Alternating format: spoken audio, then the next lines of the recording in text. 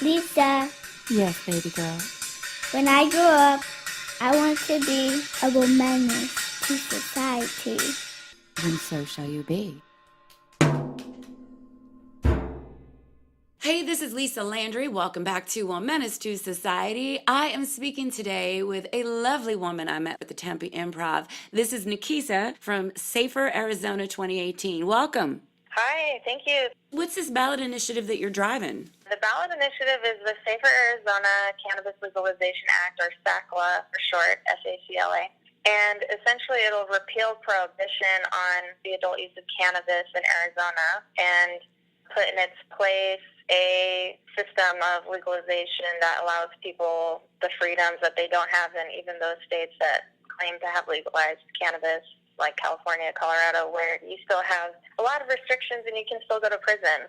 Our initiative is a grassroots document that reflects the will of the people, everyday people, not corporations or special interests. We have it written in a way that allows anyone with a business license to begin selling cannabis, which would be considered an agricultural product under the Department of Agriculture. Well, that makes sense, doesn't it? I mean, it's a plant. Yeah. You're not shooting fentanyl in the bathroom. The name Safer comes from that whole concept that statistically and scientifically cannabis is safer than everything from pharmaceutical drugs that are legal to tobacco, which is legal, to alcohol, to hanging Christmas lights. There are more people that die a year from hanging Christmas lights than from cannabis.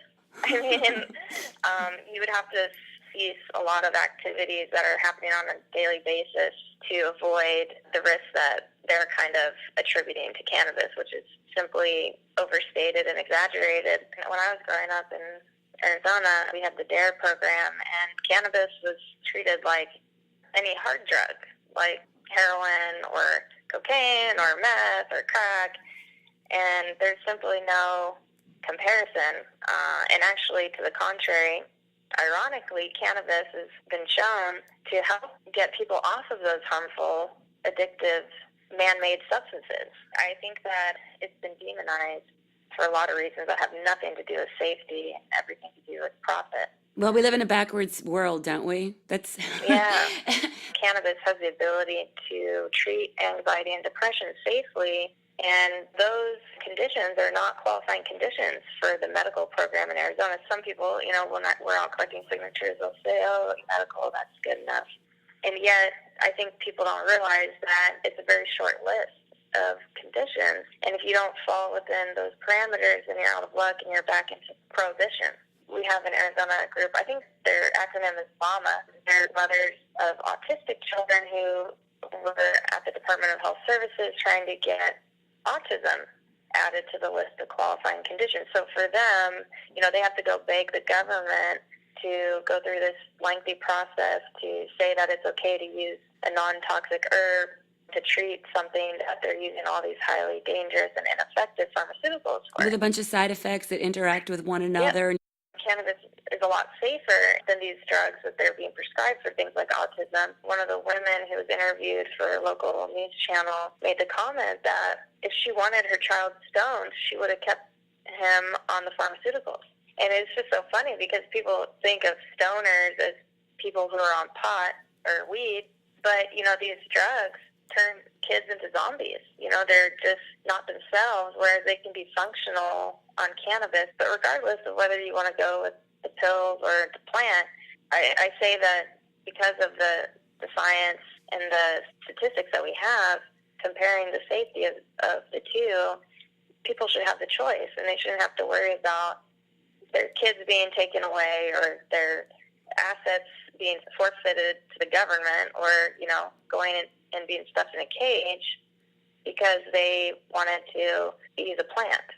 Definitely don't want to send parents to prison for trying to get their kids treated with cannabis instead of pharmaceuticals, regardless of what the condition is, whether it's the government decides that it should qualify or not. When it comes to cannabis, there's kind of this false dichotomy that you're either against legalization or you're for doing drugs. You can't be for sustainability through hemp cultivation, which is, like a drought-resistant plant that would be great to be growing in the desert instead of something like cotton, which uses a lot of water. You can't be promoting human rights, that people, again, shouldn't be locked up for responsibly partaking in an activity that poses no threat of harm to themselves or others. I noticed that President Trump just a few days ago said he was thinking about repealing the hemp ban. What do you think about reaching out to some of the more conservative groups in Arizona? Because I know this is a very Republican state. Is there any kind of bipartisan support? Because I know a lot of people want to end the ban on hemp, and most Americans do support legalizing marijuana. Would that work for you, or is that possible here? Yeah, we've reached out to people from all sides of the political spectrum. I know we have libertarian candidates that were carrying our petition, a number of politicians, independents, libertarians. I would be surprised if we didn't also have some Republicans. Definitely we had Democrats carrying our petition up until May 30th, which is when candidates had to turn in their signatures in Arizona. Terry Goddard, as I understand, the sponsor of the Outlaw Dirty Money campaign, he actually was very gracious to sign our petition and take a photograph with us, and people can go to our Facebook page and see that, facebook.com/SaferArizona2018. He's the former Attorney General of Arizona. Oh, that's wonderful. How cool is that? It was obviously a huge endorsement for us. This is a win-win for everybody. It's, 40% of the taxes would go to public education. Exactly. 100%. Yeah. How many signatures do you need? How far away from your goal are y'all right now? We need 150,600 signatures to get on the ballot, and those need to be from Arizona voters.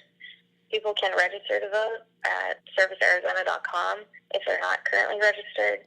And basically, we have our petitions all over the state. We have them at the Democratic Party offices in Maricopa County, Pima County, Coconino County. So it's definitely a steep climb to the finish line. And hopefully there's some people out there who haven't gotten the chance to sign yet that would like to sign. And if they have signed, maybe they'd be interested in volunteering. And you can find out where to sign our petition at legalize2018.org/sign, SIGN. Or you can sign up to volunteer, which is definitely something that we need. We're very desperate for people who are able and willing during these final weeks to join our forces and get out there and get those signatures that are definitely there for the taking. We just need more boots on the ground, and you can definitely sign up to volunteer at legalize2018.org, and we have weekly meetings in Tucson, Phoenix, Tempe, Coolidge is every other week, and then we have some in Show Low, and that's at legalize2018.org/events. You can pick up petitions there. You can drop them off. All petitions need to be notarized before we can submit them to the Secretary of State, so you can get them notarized there or at the Democratic Party offices that I mentioned. And again, that's all on the website, legalize2018.org. Legalize2018.org. I do want to give a shout-out to Independent Wellness Center. They're in Apache Junction, and they've been incredibly generous to be printing the majority of our petitions.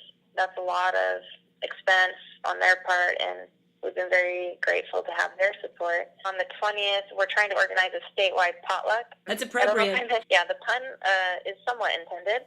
Basically, we want people to invite their buds over for munchies and collect signatures for our initiative. And the way they can do that is either come to any of our weekly meetings at legalize2018.org/events. That's our full list of meetings throughout the state to get blank petitions, or they can print them off the website, legalize2018.org. They can also pick them up at the Democratic Party offices I mentioned in Pima County, Coconino County, or Maricopa County. They can get the blank petitions there, and then they would just have friends over, have them bring some munchies, collect signatures, and then all you need to do is notarize it. You could do it at Wells Fargo or your personal bank, or you can bring it to our meeting, Democratic Party office, and just make sure you return it to us by June 30th. So June 20th, that's when we're hoping everyone will do their little potlucks, and if it doesn't work for you on Wednesday, June 20th, any other time, as long as we can get it back by June 30th, notarized.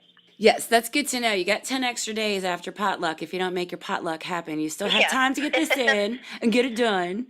And again, I wish you all the best. And thanks so much for speaking to me and my listeners and telling us what you're doing here. Yeah, and Safer Arizona 2018. Yeah, Safe Arizona 2018. And I just want to say, I think you're hilarious. I loved your show.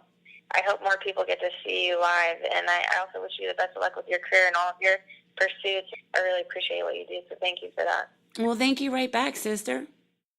Thanks, y'all, for listening.